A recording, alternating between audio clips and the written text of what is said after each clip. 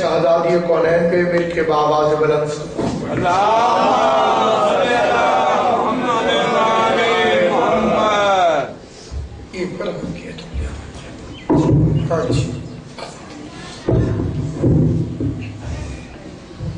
اندر بھی سائڈ دے آجو کسی پہ کوئی نہیں علی دھوپ ہوگا قیامت دی گرمی تو بچنا لیتا گیا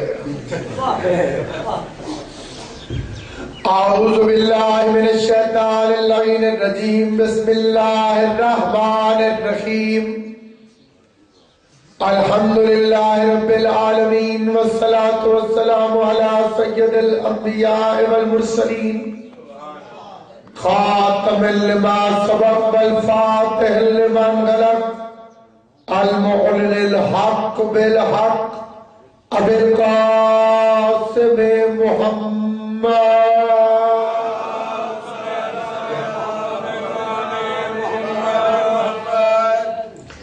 وأهل بيته الطيبين الطاهرين المعصومين المنتجبين المجرمين الذين أذهب الله عنهم الرجس وطهرهم تطهيرا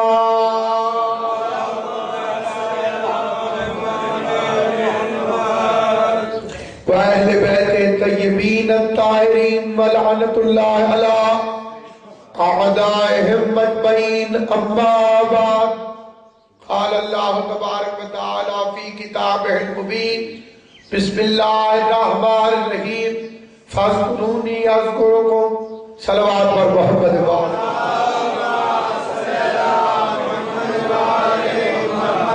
پروردگار عالم مخدوم عالمیان کی عزت اور عظمت کے صدقے میں اس جلیل و قادر عبادت کو اپنی بارگاہ میں شرف قبولیت عطا فرمائے۔ پوری کائنات میں آدم و عالم میں ایک مذہب اہل بیت ہے جو عزاداری حضرت امام حسین علیہ السلام کو اپنی سب سے بڑی عبادت سمجھتے ہیں، اور یہ بات بھی ایک طے شدہ بات ہے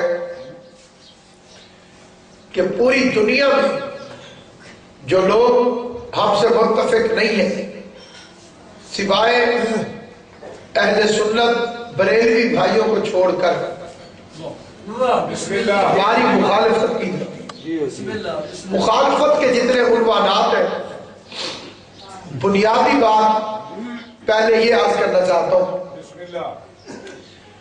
کہ کسی بھی چاہے وہ حسبی نسبی شیعہ ہو، چاہے وہ خود تحقیق کر کے شیعہ ہو، اسے کسی فتوے کی وجہ سے حسین کی محبت کم نہیں ہوتی۔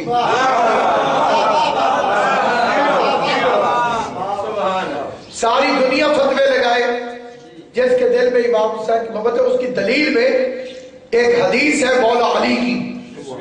آپ کے پہلے امام مولا علی نے فرمایا کہ اگر میرے دوست کی ناک پر تلوار بھی رکھ دی جائے اور اسے قبلہ کہا جائے، مولا علی فرما رہے ہیں، اسے کہا جائے کہ ساری دنیا کی حکومت لے لے اور علی کی محبت چھوڑ دے،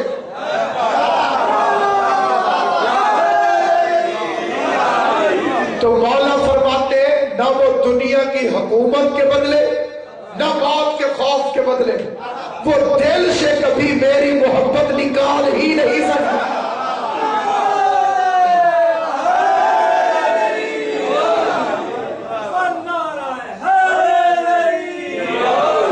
اور اسی طرح جو میرے مولا کے دشمن ہیں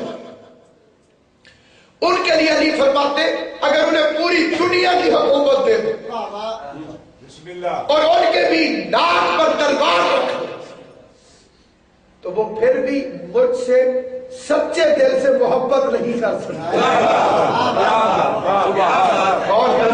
کیونکہ علی کی محبت ابا جی کی وراثت سے نہیں، ماں کی شرافت سے نصیب ہے۔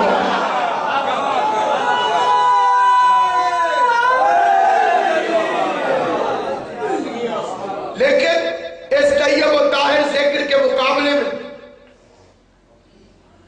جو اعتراضات ہوتے ہیں اہل ایمان کے ایمان فرق نہیں پڑتا. لیکن کچھ لوگ ایسے ہوتے ہیں کہ جن کا ایمان مضبوط نہیں ہوتا.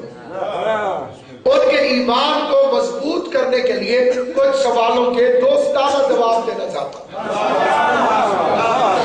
دوستانہ اس لیے کہ کسی کی دل آزاری نہ ہو، کیونکہ یہ مظلوموں کا تذکرہ ہے، ظالموں کا نہیں. یہ مقتولوں کا تذکرہ ہے، قاتلوں کا نہیں. یہ علیہ السلاموں کا تذکرہ ہے، رضی اللہ علیہ.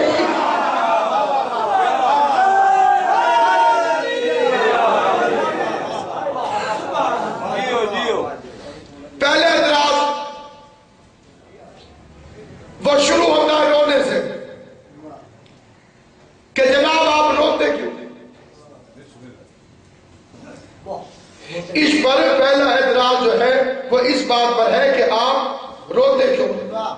یہ پوری دنیا میں آپ جا کے دیکھ لیں کہ ہم پر ہونے والا پہلا اعتراض ہے کہ آپ روتے کیوں. حالانکہ ہم نے کبھی کسی سے نہیں پوچھا کہ تم کیوں نہیں روتے. کیونکہ عبادت کرنے والے سے نہیں پوچھا جاتا کہ تم کیوں کر رہے ہو. نمازی سے نہیں پوچھنا چاہیے کہ تم نماز کیوں پڑھتے ہو. روزے دار سے نہیں پوچھنا چاہیے تم روزہ کیوں رکھتے ہو، بلکہ اس سے پوچھنا چاہیے جو نماز نہیں پڑھتا. ایک اور فکر عرض کرتا ہوں، اور میرا دعویٰ ہے کہ صاحبان ایمان کے ایمان میں مزید طاقت آئے گی اس فکرے کے بعد. جہاں تک میری آواز جا رہی ہے، اسلام کی ایک عبادت دکھاؤ جو رونے کے بغیر ہو.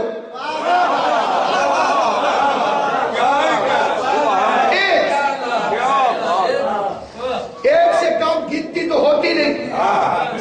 میں کہتا ہوں کوئی ایک عبادت اسلام کی کوئی مسلمان ایسی دکھا دے جس میں رونا نہ ہو.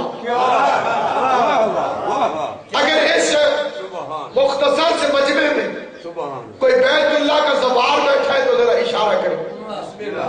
جی بسم اللہ. میری سیر والی زندگی کرے. میں آپ دونوں حضرات کو قسم دے کر ایک گواہی مانگتا ہوں. آپ نے کعبے کا طواف کرتے ہوئے کسی کو کہے مارتے دیکھا کہ بندہ کعبے کے گرد پھرے اور کرے سارے رو رہے ہوتے. توجہ ہے یا نہیں آپ؟ اور کعبے کے دروازے کو کہتے ہیں مقام ملتزم، گریہ کرنے والوں کی جگہ. وہاں بڑے بڑے داڑھیوں والے کعبے کے دروازے کی طرف ہاتھ اٹھا کے یہ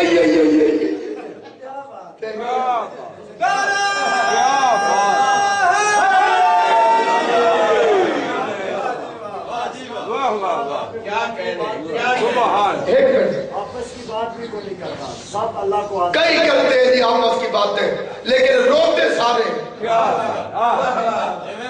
میں نے بڑے بڑے کمینے حاجی دیکھے،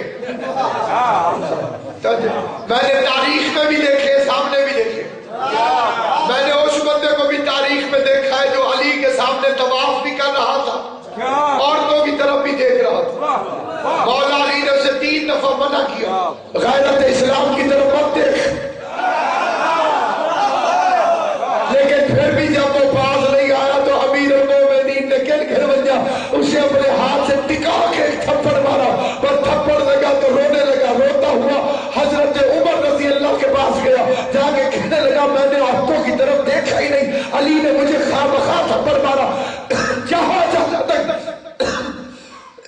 میری آواز جائے فکرے کو غور سے سننا. اس بندے نے کہا حضرت عمر کو جا کر کہ علی نے مجھے خواہ تھپڑ مارا ہے، میں نے عورتوں کی طرف دیکھا ہی نہیں، میں نے عورتوں کی طرف دیکھا ہی نہیں، میں نے عورتوں کی طرف دیکھا ہی نہیں. علی نے مجھے خواہ تھپڑ مارا ہے. میں طواف کر رہا تھا، میں کعبے کے ارد تھا، میں نے احرام باندھا ہوا تھا، میں بیت اللہ میں تھا. میں اتنا ظالم ہوں کہ اللہ کے گھر میں جا کر عورتوں کی طرف دیکھو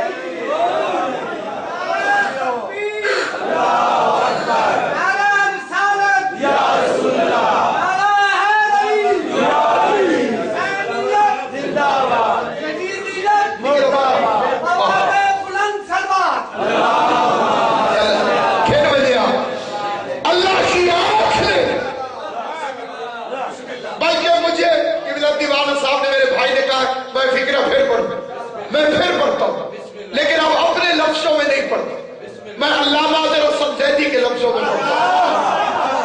زیدی صاحب فرماتے تھے جب اس نے شکایت کی تو حضرت عمر نے فرمایا کم بخت، جس نے تجھے پکڑا وہ عین اللہ، جس نے مارا وہ ید اللہ، اور میں ہوں صرف رضی اللہ۔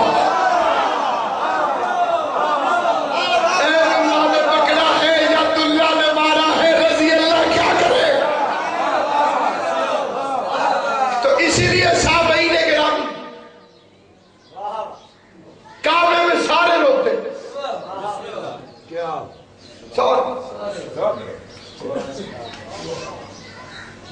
کئی بندے کہتے ہیں جی شیعہ نیو ایئر، نئے سال، اسلامی سال شروع ہوتا ہے محرم سے، شیعہ اس کا آغاز کر دیتے ہیں رونے سے، پورا سال ہی منحوس گزرتا،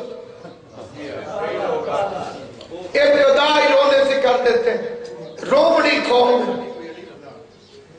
میں نے کہا جب تمہاری زندگی کا آغاز ہوا تھا تو کیوں روئے تھے؟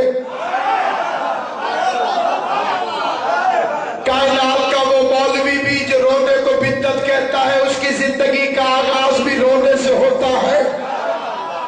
مولوی کا اپنا بچہ پیدا ہو وہ بھی زندگی کا آغاز رونے سے کرتا ہے۔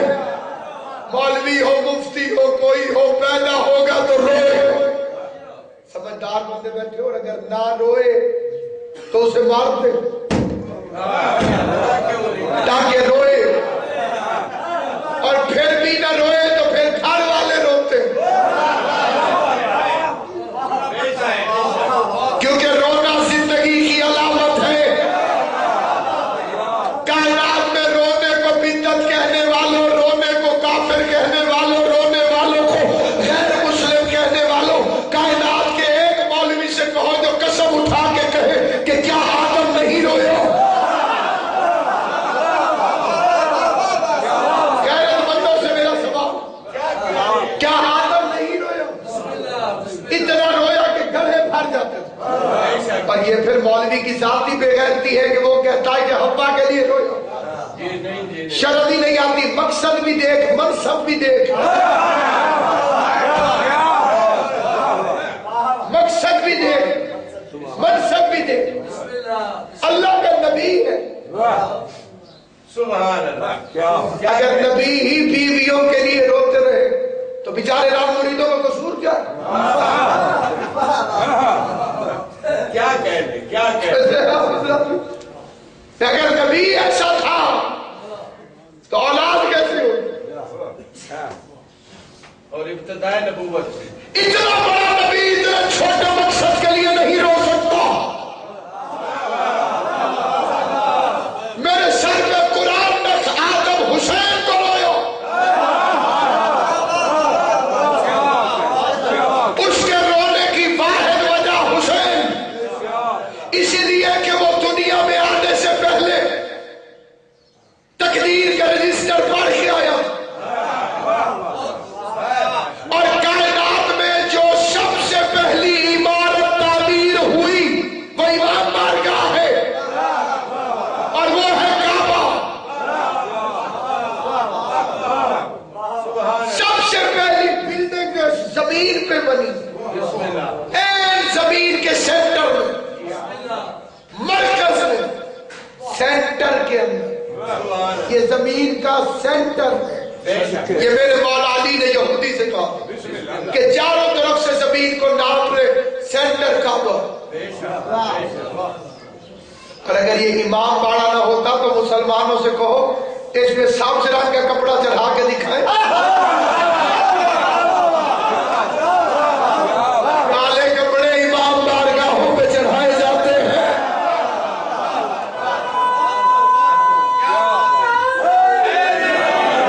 اور اگر یہ کعبہ امام باڑا نہ ہوتا تو اس میں سبیل کیوں لگی ہوئی ہوتی؟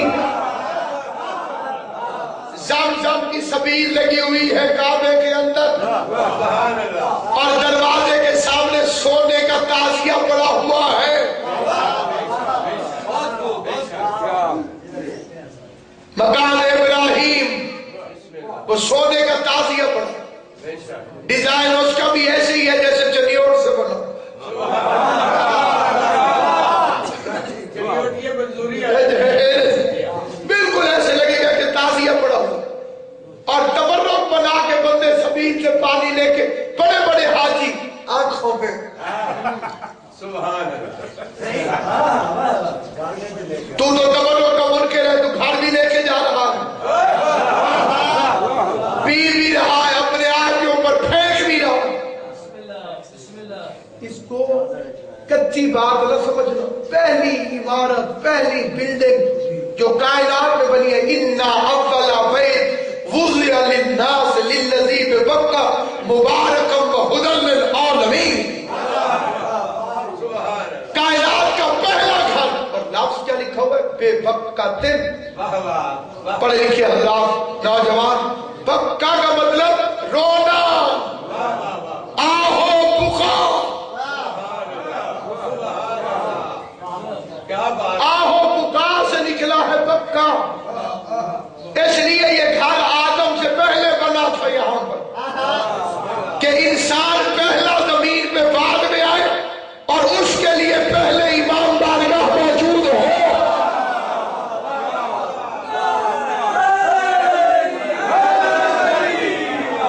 اس کے لیے پہلے امام بارگاہ موجود ہو، اس لیے ہر نبی کو یہاں پر حاضری دینی پڑی، کیونکہ یہ امام بارگاہ ہے، وہ نبی خدا نے خلق نہیں کیا تو یہاں پر حاضری نہ دے۔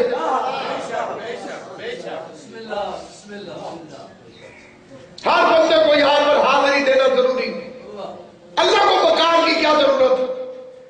عقل مند بندہ یہی سوچے کائنات کا مالک ہے، لا مکان کو مکان کی ضرورت کیا؟ یا اسے لا مکان نہ کہو یا اس کا مکان کو، ہے بیت اللہ اور ہے امام بارگاہ۔ پڑھے لکھے بزرگوں کی خدمت میں فکر عرض کرتا ہوں، اور مجھے پتا ہے کہ چند بزرگ ایسے تشریف فرما جو ذاکر کی بات کو ہوا میں نہیں پھینک دیتے، پھر بعد میں بیٹھ کے گفتگو کرتے ہیں۔ کائنات کے مولویوں سے پوچھو ابراہیم نے خواب میں کیا دیکھا؟ جو جو کام خلیل الرحمان نے کیے ان کو عقل سے، شریعت سے کسی طریقے سے ثابت کر کے دکھاؤ۔ شام شریف 6 مہینے کا بچہ ایسے علاقے میں نبی چھوڑ کر چلا گیا جہاں پانی تھا ہی نہیں۔ اگر میں یہ بات سمجھا سکا تو میری نوکری مکمل ہو گئی۔ آپ میں سے کئی بندے ایسے بندوں کو جانتے ہوں گے جو بڑے کوڑے ہو سکتے، بڑی کوڑ والا بندہ بھی 6 مہینے والے بچے کے ساتھ ظلم نہیں کر سکتا، ایسی جگہ پر چھوڑ کر نہیں آ سکتا جہاں پہ پانی ہو ہی نہ ہو۔ سبحان اللہ سبحان اللہ، کیا بات ہے۔ جتنا مرضی ظالم ہو، جتنا مرضی اکھڑ ہو، 6 مہینے کے بچے کو، جوان بیوی کو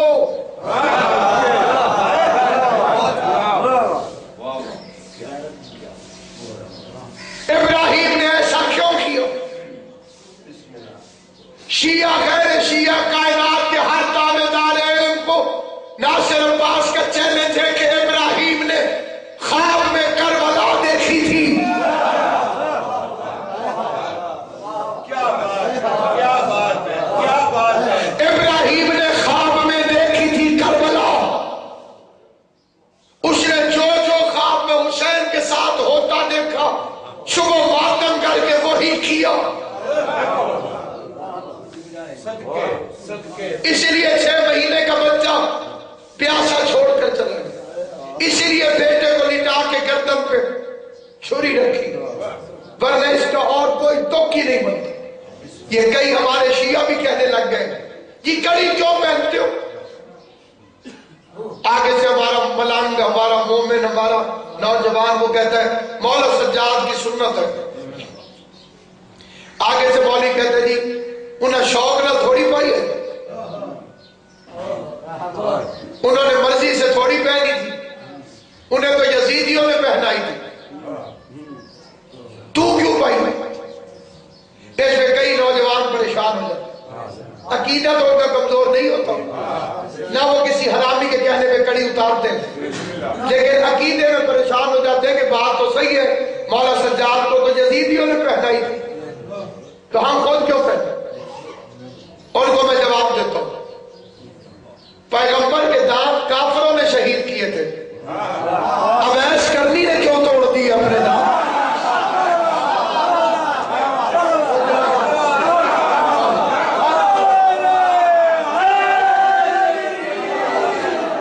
तेरी तवज्जो है मेरा बच्चा? जिसका इमाम दोनों बाजू बुलंद करके नारे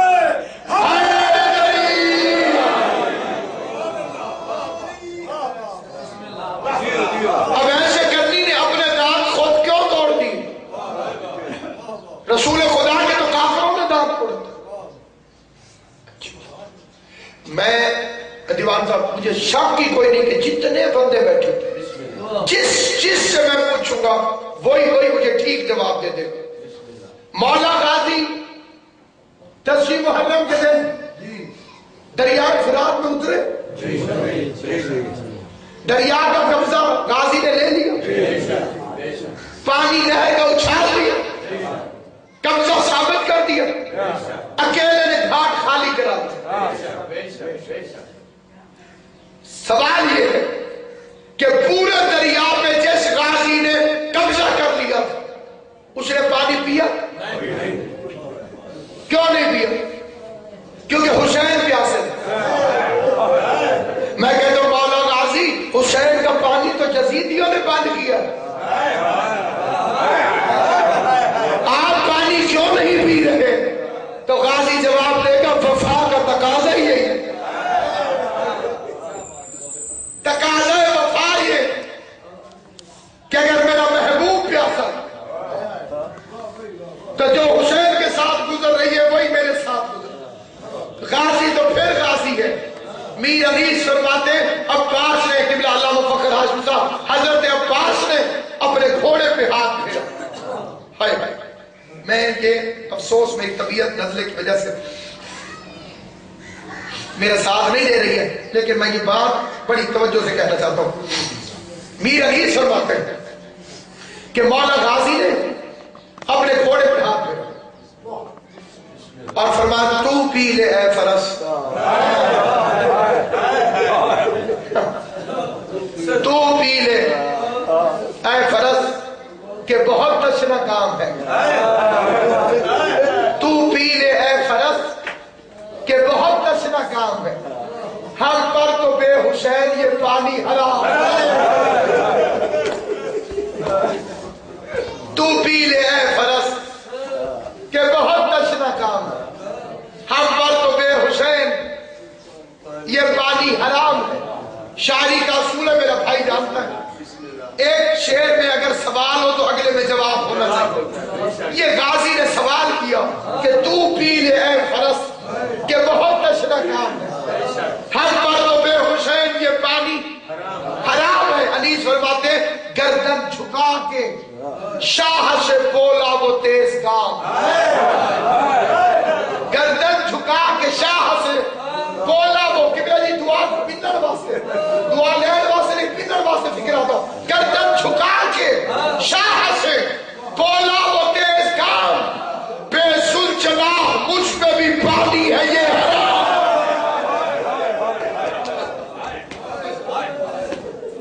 गर्दन झुका के शाह से बोला वो तेज काम, बेसुर चला मुझ पे भी पानी है ये हराम। आका अभी हुसैन के बच्चे हैं तशना खाम, उस कौम में नहीं कि निभो तू वफा करना। मतलब ये है कि जिक्र वफा 4 सू रहे, तर खुश्क लब हो के न हो आबरू रहे। या मीर मुनस का शेर सुनो। मीर मुनस कहता सवार प्यासा रहा, सवार प्यासा रहा, राहवार प्यासा रहा। अगला मिसरा सुनना, सवार प्यासा रहा, राहवार प्यासा रहा। گئی تھی نقاب پانی میں،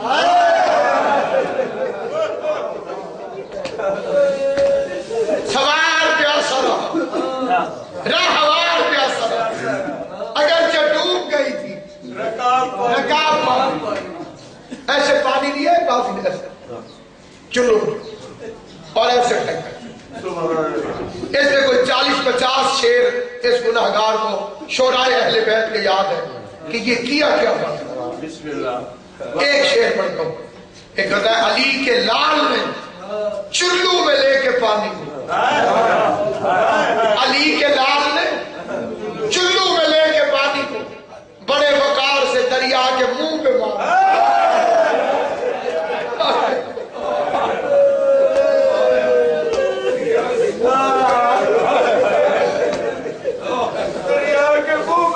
علی کے لال نے چلو میں لے کے پانی بڑے وقار سے دریا کے منہ پہ مارا۔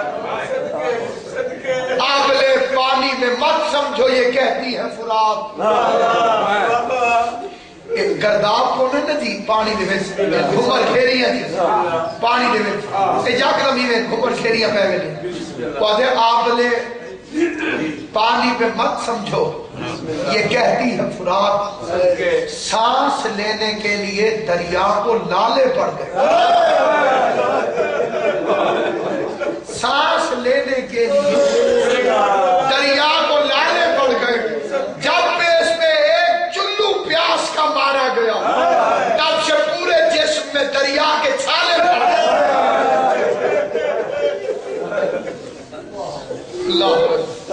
ایک اور شاعر کا تخیل ہے، اسے پڑھ کے آگے فکرہ کہتا ہوں، وہ کہتے ہیں پینا نہیں تھا پانی، بلکہ اجازت ہو تو ایک شعر میرا اور دل کرتا پہلے سے پڑھ، وہ کہتے ہیں چلو تک آ گئی تھی ندی پاؤں چوم کر، چلو تک آ گئی تھی ندی پاؤں چوم کر، تشنا لبی نے اپنا علاقہ نہیں دیا۔ چلو تک آ گئی تھی ندی پاؤں چوم کر، تشنا لبی نے اپنا علاقہ نہیں دیا۔ اور یہ شعر بڑا ضروری ہے، نہ پڑھو پچھلے پڑے بیکار ہے۔ وہ کہتے ہیں پینا نہیں تھا پانی تو چلو میں کیوں لیا، لینا پیتا ہی نہیں، پھر ہاتھ میں اٹھایا پینا نہیں تھا پانی تو چلو میں کیوں لیا۔ اس بات پر جواب ہے میرے حواس کا، چلو میں پانی لینا ضروری تھا اس لیے صدقہ اتارنا تھا سکینہ کی پیاس، چلو میں پانی لینا ضروری تھا اس لیے صدقہ اتارنا تھا سکینہ کی پیاس۔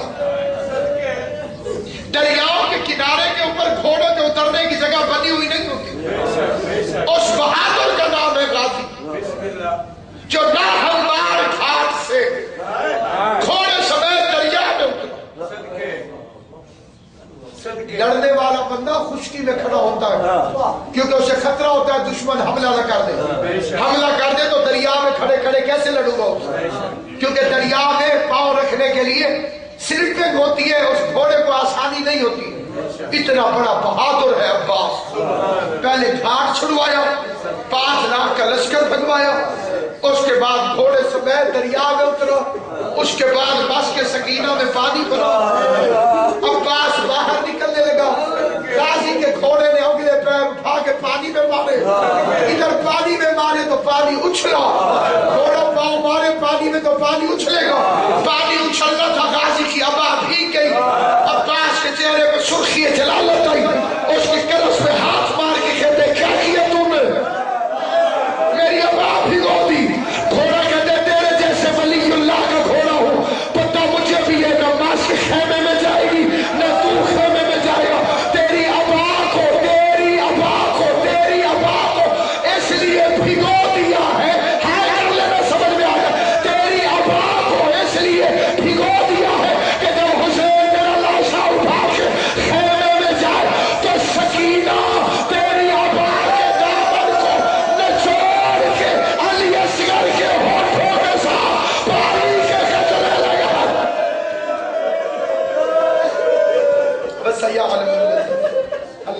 مسجد ولی کے کر